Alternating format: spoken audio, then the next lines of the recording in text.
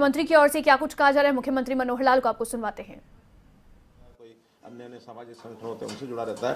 Political party का एक अलग एक सिस्टम रहता है, तो वो जनता पार्टी उस विषय को लेकर के विभाजन हो गया। और जो हमारे लोग थे पहले से जो जनसंघ में काम करते थे, सब लोगों ने मिल करके एक विचार किया कि नई पार्टी नए नाम से बनाई जाए। तब 6 अप्रैल 1980 को और भारतीय जनता पार्टी की स्थापना हुई। 42वां ये स्थापना दिवस है।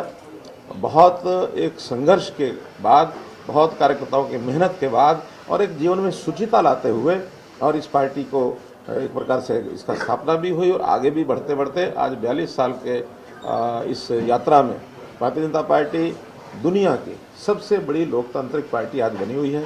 करोड़ों इसके सदस्य हैं, लाखों इसके सक्रिय सदस्य हैं, हजारों की संख्या में पदाधिकारी हैं। तो इस नाते से देश में जहाँ तक शासन की बात है, अधिकांश राज्यों में इस समय भारतीय जनता पार्टी का शासन है, केंद्र में भारतीय जनता पार्टी का शासन है। आदरणीय नरेंद्र मोदी इस समय देश के प्रधानमंत्री हैं। और जैसा बताया कि एक शुचिता के रूप में, यानी कि राष्ट्रभक्ति का भाव लेकर के हम लोग अपने इस यात्रा को शुरू किए हुए हैं। यह न परिवारवाद है, न किसी प्रकार का कोई व्यक्तिगत एजेंडा होता है। सत्ता को सेवा का माध्यम बना करके और हम लोग काम कर रहे हैं, चाहे वो केंद्र की सरकार मोदी जी के नेतृत्व में है या जितनी हमारी प्रदेशों में और सरकारें हैं, सब एक ही एजेंडा, अंत्योदय अंत्योदय कि अंतिम का उदय होना चाहिए। इसमें गरीब है, महिला है, अनुसूचित जाति है, बैकवर्ड क्लास के लोग हैं, जो किसी भी कारण से मुख्य यात्रा में चलने से पिछड़ जाते हैं। प्राकृतिक कारण होते हैं, पारिवारिक कारण होते हैं, कुछ अकस्मात कारण बन जाते हैं। तो ऐसे, और कई बार तो जो शासन करता रहते हैं वो उनके साथ भेदभाव भी करते रहे हैं। तो ऐसे सब चीज़ों को, भेदभाव को ख़त्म करने के लिए, उन लोगों को मुख्य धारा में लाने के लिए हम लोग काम कर रहे हैं। और भारतीय जनता पार्टी के इस अवसर पर मैं अपने जो कार्यकर्ता भारतीय जनता पार्टी के हैं उन सबको बहुत बहुत बधाई और बहुत बहुत शुभकामना देता हूं। आशा करता हूं इस यात्रा को सब मिलजुल करके आगे बढ़ाएंगे, यही मेरा। सर, दक्षिण भारत में जो है भारतीय जनता पार्टी का, दक्षिण भारत में भारतीय जनता पार्टी का जो है वो ग्राफ बढ़ रहा है सर, और जो परिवारवादी राजनीति है वो जो है वो उसके ऊपर एक संकट जो है वो देश भर में नजर आ रहा है। और मोदी जी अभी ये कह रहे थे कि परिवारवादी जो राजनीति है जो उसको हमने खत्म करके और एक आम कार्यकर्ता को हम आगे लेकर आएंगे।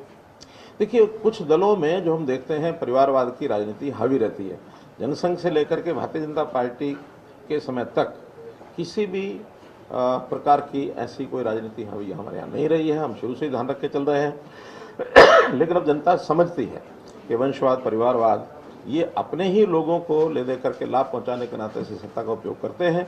और जनता जब से समझने लगी है तब से पूरे देश में अब भारतीय जनता पार्टी का ग्राफ बढ़ रहा है। कभी नॉर्थ ईस्ट में भारतीय जनता पार्टी बिल्कुल नहीं होती थी, आज मणिपुर तक, मिजोरम तक, नागालैंड तक, और भारतीय जनता पार्टी हर प्रदेश में पहुंच गई है। कहीं राज्य कर रही है, कहीं अच्छे विपक्ष में इस नाते से है।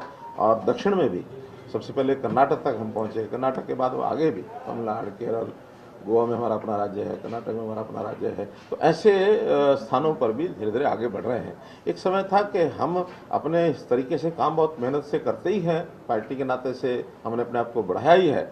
लेकिन विपक्ष के, आज जो विपक्ष में उस समय सत्ता में होते थे, उन्होंने दुष्प्रचार कर करके और लोगों को इस विचारधारा से इतना दूर रखा और बहुत भयानक और डरावना एक माहौल बना करके रखा। लेकिन जब जनता को वास्तविकता पता लगी तो जिस प्रकार की दूरी बनी हुई थी, वास्तविकता पता लगने के बाद उतनी ही तेजी से वो लोग भारतीय जनता पार्टी के साथ जुड़े हैं। और अब चूँकि वैचारिक दृष्टि से, सैद्धांतिक दृष्टि से, व्यवहार की दृष्टि से भारतीय जनता पार्टी सब पार्टियों से आगे है, इसलिए अब हमें लगता है कि भारतीय जनता पार्टी की यात्रा आगे निर्विरोध ये बढ़ेगी। चलेगा और क्या क्या कार्यक्रम निर्धारित किए गए हैं? स्थापना दिवस एक दिन का होता है, जो 14 तारीख तक कह रहे थे सर। नहीं, वो तो पार्टी के कार्यक्रम होते हैं। स्थापना दिवस एक दिन का होता है, लेकिन पार्टी के कार्यक्रम हैं, क्योंकि पार्टी की विचारधारा को लेकर के नीचे तक, बूथ लेवल तक, मंडलों तक, यानी कार्यकर्ता काम में लगे, डोर टू डोर जाएं और जो हमारी सरकारों की उपलब्धियां हैं वो घर घर जाके बताएं। तो एक कभी भी किसी भी संदर्भ को लेकर के उसका एक अभियान चलाया जाता है। अभी स्थापना दिवस को लेकर चलाया है, कभी हम दीनदयाल जी के यानी उनका जो जयंती होती है उसको लेकर चलाते हैं, कभी श्यामा प्रसाद मुखर्जी के किसी अवसर को लेकर के, और हम आगे बढ़ते हैं। तो अवसरों का एक विषय रहता है। हमने पीछे मोदी जी का जो जन्मदिन होता है 17 सितंबर, उस समय से लेकर के 2 अक्टूबर तक एक अभियान चलाया था, गांधी जी की जयंती तक। तो एक अभियान है, उसका एक संदर्भ स्थापना दिवस से लेकर के आगे कुछ नहीं होता है। सीएम साहब, आपने भी संगठन में काफी पदों पर काम किया, जीरो से उठकर विश्व की सबसे बड़ी लोकतांत्रिक पार्टी बनी। जब आप संगठन में थे, कोई ऐसा अनुभव जब कुछ भी नहीं था आप लोगों के पास, कुछ ऐसा साझा करना चाहिए सर इस मौके पर? देखिए, एक विषय है, अब आपने पूछा तो अचानक जो मुझे ध्यान में आया है, जब मैं संगठन मंत्री बना था, ये 1994 की बात, हरियाणा का संगठन मंत्री का दायित्व मुझे मिला और संगठन मंत्री बनते ही सारी चीज़ों का मूल्यांकन करना पड़ता है। हम कहाँ खड़े हैं, हमारे कार्यकर्ता कितने हैं, हमारे कार्यालय कितने हैं, क्या क्या व्यवस्थाएं हैं, साधन कितने हैं, हम कैसे चलाएंगे, क्योंकि संगठन मंत्री एक प्रकार से दायित्व उसका सब चीज़ों का रहता है। तो मुझे हमारे पार्टी के जो कार्यालय प्रमुख गुलशन भाटिया ने बताया, जब मैंने साधनों की बात की, कहला कि हाँ, बैंक में तो हमारे 28,000 रुपये हैं, लेकिन एक बैंक दूसरे खाते में 1,60,000 रुपये का कर्ज भी है हमारे ऊपर। मैंने कहा ये पार्टी कर्ज में मुझे मिली है, तब मैं चलाने के लिए आगे बढ़ा हूँ। तो कर्ज क्यों लिया गया था? प्रदेश अध्यक्ष हमारे होते थे श्री रमेश जोशी जी। तो रमेश जोशी जब अध्यक्ष बने, उस समय पार्टी के पास गाड़ी नहीं थी। तो कार्यकर्ताओं ने कहा कि नहीं, प्रदेश अध्यक्ष का गाड़ी तो होनी चाहिए, अगर अध्यक्ष का एक ओहदा होता है बड़ा और आना जाना भागदौड़ करनी पड़ती है, तो पैसे नहीं है। तो बैंक से बात की गई, उनका हम आपको लोन दे देंगे। तो गाड़ी जो है लोन की और बैंक से लेकर के और वो चलाया गया। तब मैंने, सुषमा स्वराज हमारी उस समय प्रभारी होती थी हरियाणा प्रदेश की, मैंने उन्हें कहा कि पार्टी आप मुझे संभलवा रहे हैं घाटे के अंदर, ये लोन वाली पार्टी कैसे चलेगी आगे? तो उन्होंने कहा भी केंद्र के पास भी कुछ नहीं है जो आपको दे देगा, आपको अपने आप ही करना पड़ेगा, जनता के पास जाना पड़ेगा।